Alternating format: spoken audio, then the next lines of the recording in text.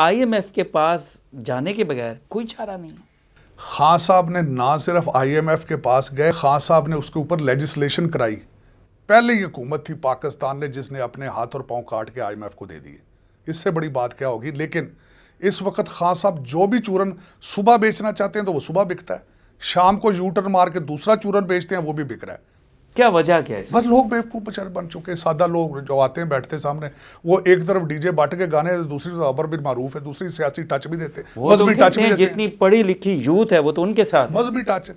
जिस तरह आपने सुना ही है कि साथ गाना भी चल रहा है तावला ने अजी का, तो साथ मजहबी टच भी है। देखो ना, ये किसी और पार्टी ने दो चीज़ों का कम्बिनेशन नहीं बनाया कि डांस भी हो रहा है, बच्चियाँ भी डांस कर रही हैं, बच्चे भी, और साथ अमर बिन मारूफ भी चल रहा है। ये पहली दफ़ा हुआ है, इसलिए कामयाब है खान साहब कि वहाँ उस पार्टी में हर चीज़ मिलती है। आप भी तारड़ साहब बड़े मदाह थे, आप तो बड़ी तारीफ करते थे खान साहब की। मैं अचानक से सब मैं सर नफल मान के बैठे, इनके लिए नफल माने थे मैंने कि या मेरे मालिक खान साहब इलेक्शन जीत जाएं। वजह कि नई स्लेट के साथ आए थे। खान साहब ने कहा था मेरे पास टीम मौजूद है, तैयार है, वो जाते ही पाकिस्तान की 90 दिन के अंदर किस्मत बदल देंगे। 1 करोड़ नौकरियां, 50 लाख घर, पता नहीं क्या क्या था। मंशूर में बहुत कुछ था। मैं आई एम हार्ट ब्रोकन। मुझे फील होता है कि आई एम चीटेड, मेरे साथ धोखा हुआ है। इन्होंने, वो कहते हैं पंजाबी तकाई खबी तो मारी सजी। This is how I feel.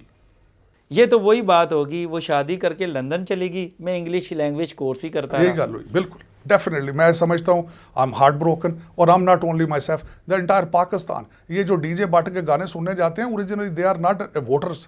जिनके 18-18 ट्वीट अकाउंट हैं, these are not the voters. जो वोटर हैं बेचारे वो तो दिहाड़ी लगाते हैं, उनके पास तो टाइम ही नहीं है। ये डीजे बट के शाम को गाने सुन के चले जाते हैं चंद लोग। तो खान साहब समझते हैं कि मैं शायद पॉपुलैरिटी के आसमान को टच कर रहा हूँ। This is wrong, this is not fair.